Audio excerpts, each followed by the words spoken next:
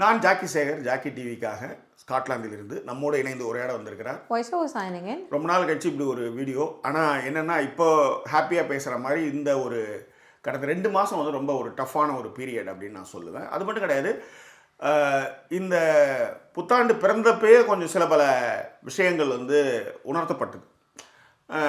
நிறைய கற்பனைகளையோ இல்லை நிறைய விஷயங்கள் வந்து ரொம்ப கான்சன்ட்ரேஷனோ இல்லாமல் ரொம்ப இயல்பாக இருக்கணும் அப்படின்றது வந்து எனக்கு கிடைச்ச முதல் ஒரு படிப்பினைன்னு வச்சுக்காங்களேன். அதன் பிறகு நடக்கக்கூடிய எல்லா விஷயங்களுமே பார்த்திங்கன்னா வெவ்வேறு நம்மளுக்கு வந்து நிறைய பாடங்களை கற்றுக் கொடுக்குற விஷயமாகவே ஆயிடுச்சு. அதனாலே இந்த பெரிய லாங் கேப்பு இந்த ஜாக்கி டிவியில் வீடியோ போடுறதுக்கு மிக முக்கியமாக யூகேயில் வந்து ஒரு இடமாற்றம் அப்படின்றது வந்து ரொம்ப ரொம்ப கஷ்டமான ஒரு விஷயம். அதையெல்லாம் பார்த்து வீட்டுக்காகலாம் அலைஞ்சு நிறைய விஷயங்களை பண்ணி அன்ஃபார்ச்சுனேட்லி தமிழ்நாட்டில் வந்து ஒரு எலெக்ஷன் ரிசல்ட்டும் வந்து வேறு மாதிரி போக அது ஒரு மிகப்பெரிய மன உளைச்சலையும் ஏற்படுத்துச்சு. அதனாலே வந்து எந்த ஒரு வேலையுமே செய்ய முடியாத ஒரு சூழலில் நான் இருந்தேன்னு வச்சுக்கோங்களேன். ஸோ இது குறித்தான ஒரு விரிவான ஒரு பதிவை தான் இந்த இடத்துல பேச போகிறோம். ஒரு ஷார்ட்டாக இந்த வீடியோவில் பேசுவோம். அதன் பிறகு வந்து நம்ம வந்து மற்ற விஷயங்களை வந்து பேசுவோம். ஓகேவா? ஸோ விரிவான ஒரு பார்வைக்கு ஸ்டேட் வித் அஸ்.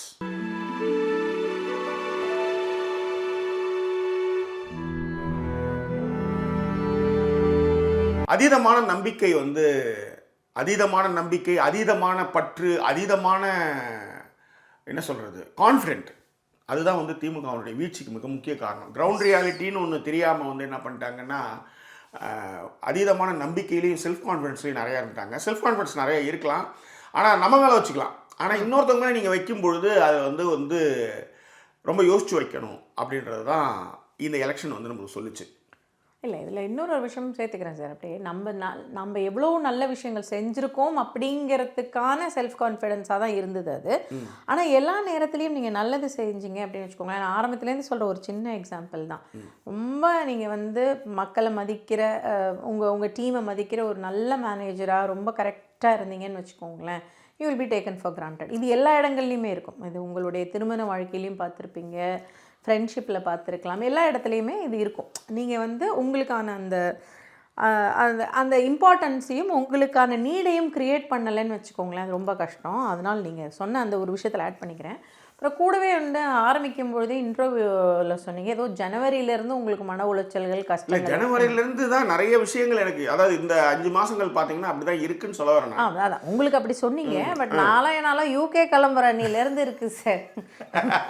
அதாவது யூகே வர்ற வரைக்கும் போய் செட்டில் ஆகணும், யூகே வீசா கிடைக்கணும், அங்கே போகணும்னு ஃபஸ்ட்டு. அதுக்கப்புறம் வந்த உடனேவே வந்து ப்ராஜெக்ட் இருக்காதுன்னு சொன்னாங்க. அதுக்கப்புறமா திரும்ப ப்ராஜெக்ட் கிடைக்கும்னாங்க. அப்புறம் 1 வருஷம்னாங்க. அப்புறம் வந்து திரும்ப அப்படியே எல்லாத்தையும் பேக் பண்ணி எடுத்துகிட்டு போகணுமா அப்படின்னு சொல்லிட்டு, இந்த மாதிரி நிறைய விஷயங்கள் தான் சார் அப்படியே போயிட்டே இருக்குதுன்னு வச்சுக்கோங்களேன். இது வந்து யூகே வாழ்க்கை. அதன் பிறகு பர்சனல் வாழ்க்கையெல்லாம் நான் எதுவும் பெருசாக ஷேர் பண்ணுறதில்ல சார். அதனால் அந்த மாதிரி வந்து முக்கால்வாசி பர்சனல் தானடா பேசுவீங்க அப்படின்றீங்களா? சரி. ஆனால் வந்து இது வந்து இப்போ ஜாக்கி சொன்ன மாதிரி ரொம்ப ஒரு இன்கன்சிஸ்டண்ட்டான ஒரு விஷயம் இல்லையா? அதனால் நிறைய இடங்களில் வந்து அந்த உங்களுக்கு ஒரு அவேர்னஸ் இருந்துக்கிட்டே இருக்கும். இப்போ எப்படி இருக்க போகிறோம், இப்போ எப்படி இருக்க போகிறோம் அப்படிங்கிறதும், அந்த அன்சர்டனிட்டி வந்து சம்டைம்ஸ் கில்ஸ் யூ. அது வந்து எனக்கு இருந்துக்கிட்டே இருக்கும்னு வச்சுக்கோங்களேன். ஏன்னா அது பொட்டி படைக்கெல்லாம் எடுத்துன்னு வா அப்படின்னு சொல்லி அங்கே வந்து ராஜா மாதிரி இருந்த ஒருத்தரையும் தர இழுத்து வந்துருக்கோம். இங்கே என்ன சார் அந்த வார்த்தை? நீங்களே நானே ஒரு டிபெண்டன்ட். அதே அந்த வார்த்தை வந்துடும். எங்கள் அம்மா அடிக்கடி சொல்லிச்சு படின்னுட்டு. கட்சியில் என்னாச்சு, நம்மளும் ஏதோ ஒரு வேலைக்கு போயிருக்கலாம். படித்த நிறைய பேரும் டிபெண்ட்டாக வந்திருக்காங்க இருக்கிறாங்க. அவங்க என்ன பண்ணுறது, நம்ம அப்படி படிப்பு இருந்ததுன்னா நம்ம வேறு லெவலில் வந்திருப்போம், உங்களுக்கே தெரியும். அதனால தான். ஓகேவா? சரி, ஓகே, நம்ம அந்த டாபிக் போவேணாம். அதனால் நிறைய விஷயங்கள் அப்படி இருந்துகிட்டே இருந்தது. பட் முக்கியமாக இந்த லாஸ்ட் 2 மந்த்ஸ் ஜாக்கி சொன்ன மாதிரி ரொம்ப நான் ப்ரெஷரைஸ்டுன்னெலாம் ஸ்ட்ரெஸ்டுன்னு சொல்ல மாட்டேன், ரொம்ப ப்ரெஷரைஸ்டாக இருந்தது அப்படின்னு கூட சொல்லலாம். அதாவது அந்த டைம் ஃப்ரேம்னு இருக்கும்ல சில விஷயங்கள். இந்த மார்ச் 22 கிளம்பணும் ஊருக்கு, அதுதான் வந்து நிதர்சனமான உண்மையாக இருந்தது. அது ரொம்ப முக்கியமாக சொல்லணும். அந்த டைம் வந்து ரொம்ப எல்லா இடத்துலையுமே வந்து ஒரு வேலையை முடிக்கிறப்போ ஒரு மாதிரி நெருக்கடியான ஒரு டைமிங்காகவே இருந்தது. இந்த சேரை இழுத்து அங்கே நீங்கள் அந்த செருப்பு போட்டுக்கிற இடத்துல போட்டிங்கன்னா நான் உங்களுக்கு நேரடியாக பார்ப்பேன், இல்லைன்னா இப்படி பார்க்க வேண்டியதாக இருக்குது. நான் ஹைட்டாக இருக்கேனா? அண்ணாந்து பார்க்க வேண்டியதாக இருக்குது. அதில் ஒரு சந்தோஷம் உங்களுக்கு. அந்த சேரை இழுத்து போட்டுக்கோங்க, இல்லை இங்கே கூட உட்காந்துக்காங்க, பார்த்து பேசுறது கரெக்டாக இருக்கும். அவ்வளோதாங்க கரெக்டாக இருக்குங்க. ஓகே, இப்போ கரெக்டாக இருக்கா உங்களுக்கு? சரி, இன்னோட இப்படி வரலாம். நான் போதும் சொல்லுங்கள். எதில் விட்டேன்?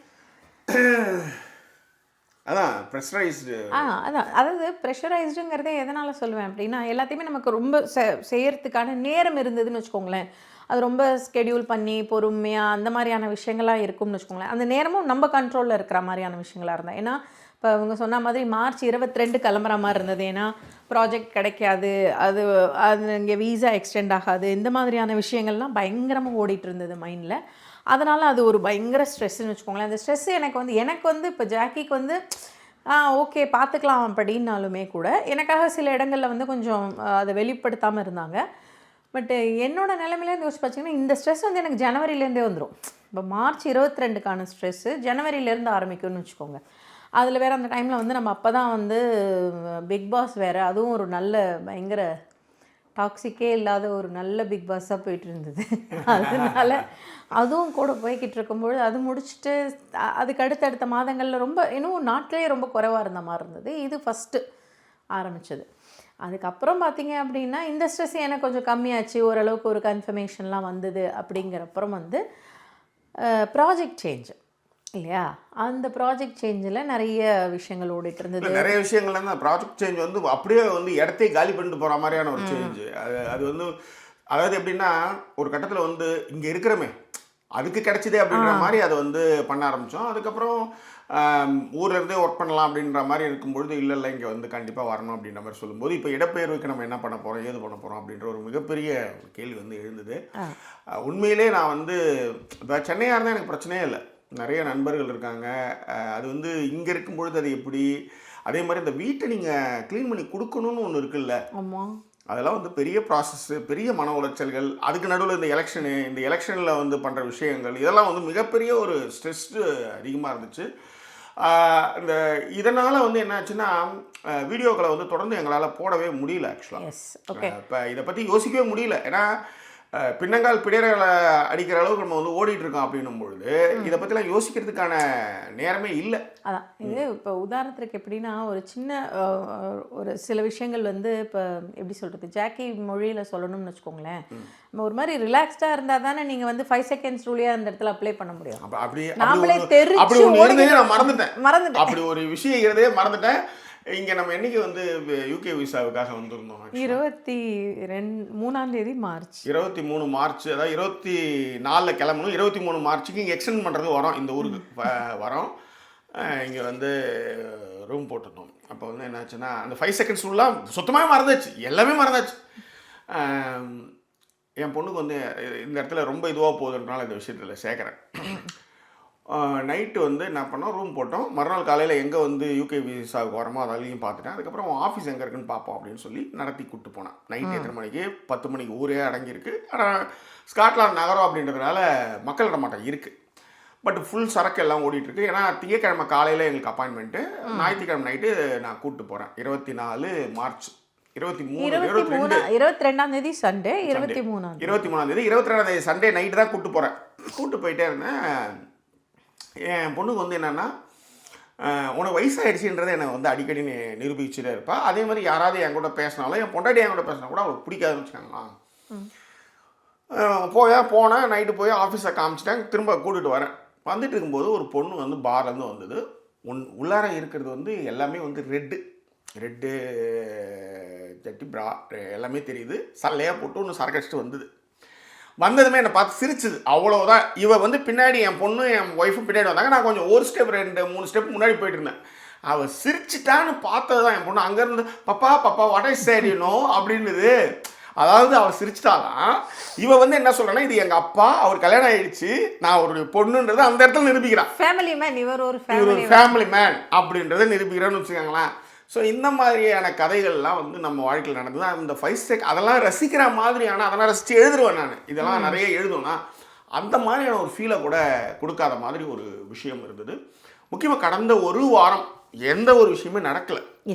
இந்த ஒரு வாரம் இருக்குல்ல, இந்த ஒரு வாரம் வந்து இந்த ஒரு வாரத்தில் வந்து எனக்கு வந்து உண்மையிலே நிறையா பேர் வந்து மெசேஜ் அனுப்பிச்சு ஃபோன் பண்ணி வாய்ஸ் நோட் அனுப்பிச்சு என்னை பார்த்துக்கின அந்த விஷயம் இருக்குல்ல, அதுக்கு வந்து உங்கள் எல்லாருக்கும் நன்றி. முக்கியமாக இந்த ஆடியோ நோட் வந்து எனக்கு வந்து இந்த பிஸி டைமில் கூட வந்து ஒரு ஆடியோ வந்து அனுப்பிச்சு ஒரு பேம்பர் பண்ணுறதுன்னு ஒன்று இருக்குல்ல, அது எல்லாராலும் முடியாது.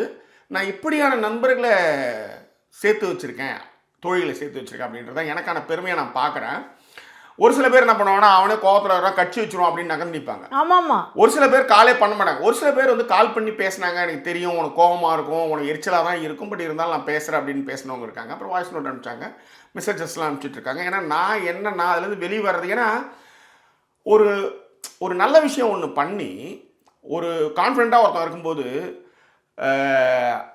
சாப்பாட்டை எடுத்து அதை எப்படி சொல்றது, எச்சக்கையில் வந்து புலன்னு அரைஞ்ச ஒரு கதையாக தான் அதை நான் பார்க்குறேன். சரி, கலைஞர் அவர்கள் சொல்லுவார், நாம் வந்து ஒருத்தவங்களுக்கு ஒரு விஷயம் செய்கிறோம் அப்படின்றதுக்காக அவங்க நம்மக்கிட்ட வந்து நன்றி விசுவாசமாக இருப்பாங்கன்னு நம்ம நினைக்கவே கூடாதுன்னு தான் இத்தனை ஆண்டு கால அரசியல் வாழ்க்கையில் நான் கற்றுக்கிட்டது. அதே நேரத்தில் நாமளும் ரொம்ப கான்ஃபிடன்ஸாக தெளிவாக சில பேர்லாம் நம்ம வாழ்க்கையில் வச்சுருப்போம். இவங்க இதெல்லாம் அதை செஞ்சுருவாங்க, இதெல்லாம் அவங்க மறக்கவே மாட்டாங்க, இதெல்லாம் பண்ணிவிடுவாங்க, போயிடுவாங்க, நம்மளுக்கு இந்த இடத்துல நிற்பாங்க போவாங்கன்னா கடைசியில் பார்த்தா நிற்க மாட்டாங்க ஆக்சுவலாக நம்மளுக்காக. இப்போ உதாரணத்துக்கு ஒரு பெரிய பையன் வீட்டில் ஒருத்தன் இருக்கான்னு வச்சுக்கோங்களேன், அவன் எல்லா விஷயமும் பண்ணுவான், ஆனால் அவனுக்கான மரியாதை அந்த வீட்டில் கிடைக்கவே கிடைக்காது. அது அவன் கடமை லிஸ்ட்டில் சேர்ந்துடும். இப்போ உதாரணத்துக்கு நான் என் கதையை சொன்னால் எல்லாரும் இந்த வீடியோ பார்த்துட்டு இருக்கலாம் வருஷத்தில் வந்துடுவாங்க. நான் என்ன சொல்கிறேன்னா, 6லிருந்து 60 வரைன்னு ஒரு படம். தங்கச்சி தம்பிக்காக தான் உழைப்பானே, குடும்பத்தெல்லாம் விடுவான். கடைசியாக அவன் பணக்காரன் ஆனதுக்கப்புறம் புக்கெல்லாம் எழுதி பணக்காரன் ஆனது எல்லா தங்கச்சி அண்ணங்கள்லாம் கூட வந்து நிற்கணும்னு வச்சுக்கோங்களேன். ஸோ இதை வேணால் நம்ம பார்த்துருவோம்.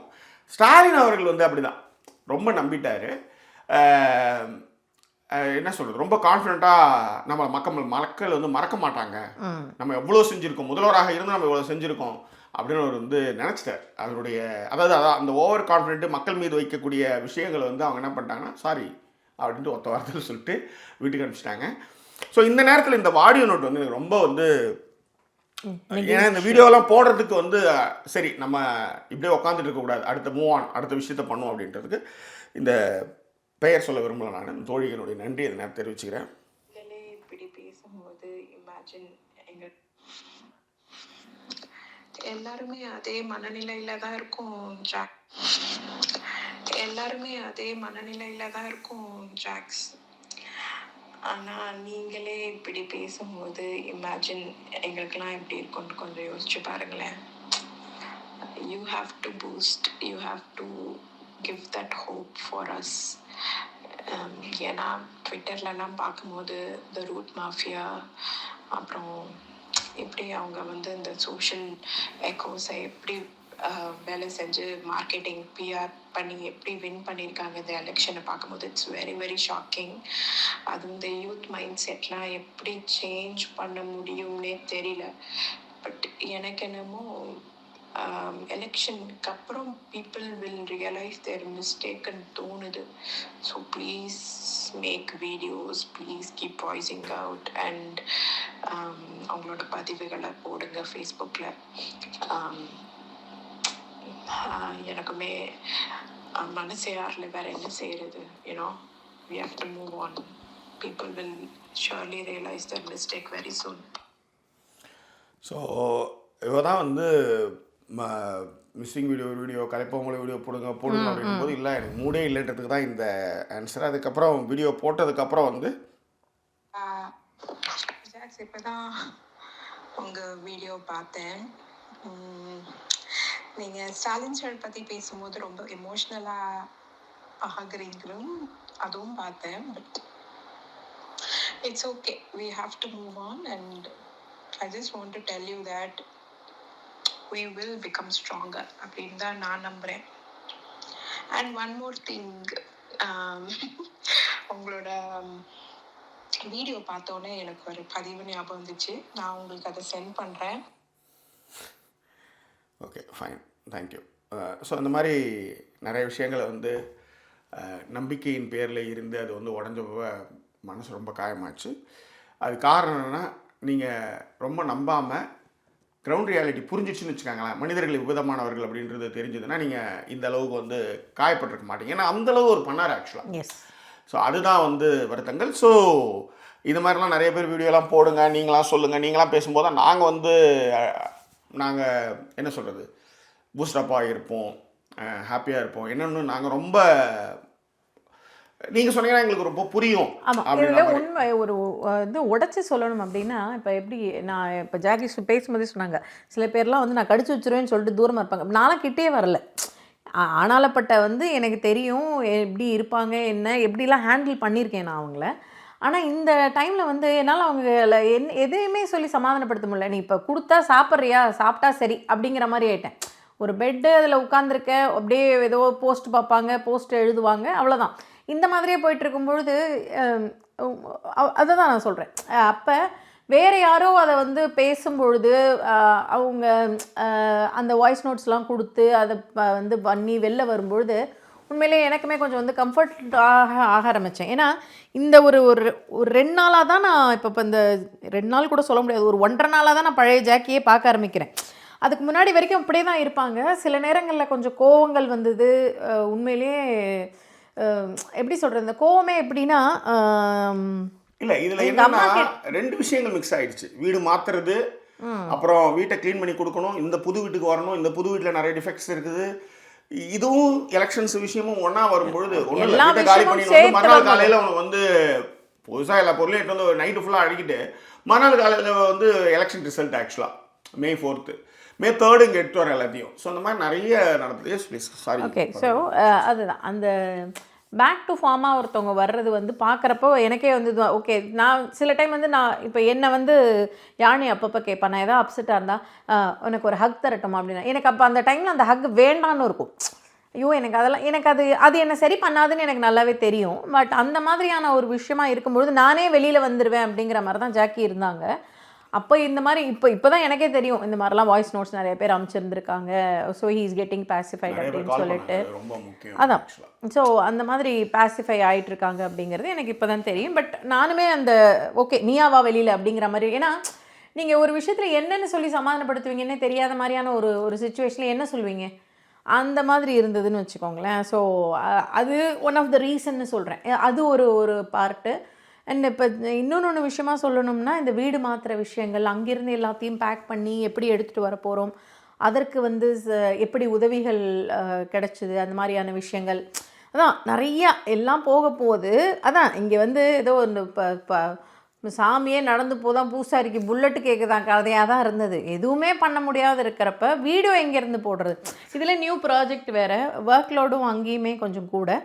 ஸோ நான் சில நேரங்கள் யோசிக்கும்பொழுது நான் ஒரு சில பேர்களுக்கு நடுவில் வந்து கொஞ்சம் கால் பண்ணி பேசிக்கிட்டு இருந்தேன். அவங்கள்ட்ட கூட பேச முடியல, அந்த மாதிரி வந்து ஒரு விஷயத்தை கூட ஷேர் பண்ண முடியல. அதில் ஒருத்தர் கேட்டாங்க, ஓ உங்களுக்கு வீசா கிடச்சதையாவது சொல்லணும்னு தோணுச்சே அப்படிங்கிற மாதிரிலாம் சொன்னாங்கன்னு வச்சுக்கோங்களேன். அவ்வளோ ஒரு மாதிரி வேறு எந்த விஷயமே யோசிக்காமல் எழுந்திருக்கிறது, சமைக்கணும், ஒர்க்கு, அடுத்து இந்த பேக் பண்ணணும், இதை எடுத்து வைக்கணும், இந்த மாதிரியே தான் போய்கிட்டு இருந்தது. ஒரு மாதிரி கசன்னு போயிட்டு இருந்தது. பட் இன்றைக்குமே இந்த வீடியோ பண்ணுறதுக்கு காரணம் வந்து ஜாக்கி தான், நான் கூட கிடையாது. நான் அப்படியே அங்கேயே உட்காந்துட்டு இருந்தேன், கிச்சனில் இருந்து ஒர்க் ஆரம்பித்தேன். இல்லை, நேற்றுலாம் பயங்கர ஒர்க், அவங்க கண்டினியூஸாக ஒர்க் பண்ணிட்டு தான் இருக்காங்க. நான் தான் வந்து நேற்று வந்து நானாக வந்து ஒரு வீடியோ வந்து ஒன்று ஆரம்பிப்போம் அப்படின்னு கதைப்போமோல போட்டேன். ஸோ ஜாக்கி டிவியில் ஒன்றுமே போடலை. நிறைய பேர் அதுக்காக வெயிட் பண்ணிட்டு இருப்பீங்க, எனக்கு நல்லாவே தெரியும். ஸோ அதனால் இந்த வீடியோ வந்து மேக் பண்ணேன். செம்ம மூட் ஆஃப். அதுதான் வந்து கடந்த 2 மாதங்களாக நடந்த ஒரு விஷயம். ஸோ இதுக்கப்புறம் குடும்பம் வரை நிறைய விஷயங்களை பேசுவோம். ரொம்ப சிம்பிள். திமுகவை ஆதரிக்கிறதுக்கு மிக முக்கிய காரணம் வந்து நான் ரொம்ப கஷ்டப்பட்டேன். இடஒதுக்கீட்டின் காரணமாக என் குடும்பம் முன்னேறிச்சு, நானும் முன்னேறினேன். அந்த ஒரு விசுவாசம் அது நிறைய பேருக்கு, நான் நல்லா இருக்கேன் நீங்களும் நல்லா இருங்க அப்படின்ற ஒரு விஷயந்தான், கொள்கை சார்ந்த விஷயங்கள். அதனால் அதில் வந்து அதில் என்ன சொல்கிறது, ஒரு ஈடுபாடு அதிகம். மாட்டமச்சமாக கோலை போட்டோமா, யாரை கேட்டு போனால் எனக்கு என்ன அப்படின்ற மாதிரி இருந்தால் நம்மளுக்கு எந்த பிரச்சனையும் கிடையாது. பட் நம்ம அப்படி இல்லை. ஸோ அதுதான் விஷயம். அப்படியான வீடியோக்கெல்லாம் பண்ணதுனால தான் இப்படியான ஆடியோக்கெல்லாம் வந்து அதை பேசிஃபை பண்ணி அதை புரிஞ்சுக்கிட்டு அதை கூட நின்று எல்லாருக்கும் என்னுடைய நன்றியை நான் தெரிவிச்சுக்கிறேன். நம்பிக்கை வச்சிங்கன்னா அதனுடைய வழி பயங்கரமாக இருக்கும். நம்பிக்கையே வைக்காமல் கிரவுண்ட் ரியாலிட்டியை புரிஞ்சுக்கிட்டு இதுதான் நிதர்சனம்னு வாழ ஆரம்பிச்சிங்கன்னா எந்த பிரச்சனையுமே கிடையாது. உண்மையிலே அந்த தோற்றதுக்கப்புறம் வந்து அவர் போய் நன்றி தெரிவிக்க போகிறப்ப, ஆனால் இன்னைய வரையிலே வந்து மக்களை சந்தித்து எனக்கு ஓட்டு போட்ட மக்கள் உங்கள் எல்லாருக்கும் ப்ரெஸ் மீட், அதாவது ப்ரெஸ்ஸை ரிலீஸுக்கு நான் சொல்லவே மாட்டேன், அது கொடுத்தாரு. ஆனால் மக்களுக்கு வீடியோவில், இந்த வீடியோவில் படங்களில் தான் நடித்து தானே வந்தீங்க, அப்போ நீங்கள் அதை வீடியோ மூலமாக தான் நீங்கள் மக்கள்கிட்ட பேச வர ஒரு விஷயம். இப்போ ஒரு டெக்னாலஜி வளர்ந்த ஒரு இடத்துல வந்து எனக்கு ஓட்டு போட்டு தேர்ந்தெடுத்த மக்களுக்கு என்னுடைய நன்றி இந்த நேரம் தெரிவிச்சுக்கிறேன் அப்படின்னு அவர் சொல்லவே இல்லை. ஆனால் தோற்று போனவர் அங்கே போய்ட்டு இந்த டிஃப்ரென்சேஷன் தான் வச்சுக்கோங்களேன். நிறைய இவங்க பக்கம் மைனஸ் இருக்குது, அவங்க பக்கம் மைனஸ் இருக்குன்றதுலாம் எல்லார் வீட்லேயும் தான் எல்லாமே இருக்குது. ஆனால் இதையெல்லாம் மீறி யார் நம்ம கூட நிற்கிறாங்க, மாநில உரிமைகள்லேருந்து மற்ற விஷயங்கள்லேருந்து எப்படி நிற்கிறாங்கன்ற மாதிரி நிறைய குழப்பங்கள், நிறைய பேச்சுக்கள், நிறைய விஷயங்கள், ஏகப்பட்ட டேட்டாஸ் இந்த 2 மாதத்தில். அது கூட பர்சனல் லைஃபாக ஷிஃப்டிங் நிறைய விஷயங்கள். இதில் நான் வந்து நிறைய சொதப்பல்கள் வேறு பண்ணேன். ஸோ அதெல்லாம் அந்த விஷயங்கள் எல்லாமே வந்து வீடியோக்கள் பேசுவோம். ஸோ உடனின்று ஆதரவளித்த தோழர் தோழிகளுக்கு, தம்பி தங்கைகளுக்கு எல்லாருக்கும் என்னுடைய நன்றி இந்த நேரத்தை தெரிவிச்சுக்கிறேன். இனிமேல் தொடர்ந்து கூடுமான வரை எல்லா வீடியோ வரும். ஓகே. ஸோ உங்களுடைய வாழ்த்துக்களை வேண்டி கமெண்ட்டில் வந்து உங்களுடைய ப்ரெசன்ஸை பண்ணுங்கள், ஹைப் பண்ண மறந்துடாதீங்க. ஸோ மீண்டும் வேறொரு எபிசோட் உங்களை சந்திக்கிறேன். அதுவரை நன்றி கூறிய விருது உங்கள் ஜாக்கி சேகர். நன்றி, வணக்கம். Voice over signing off.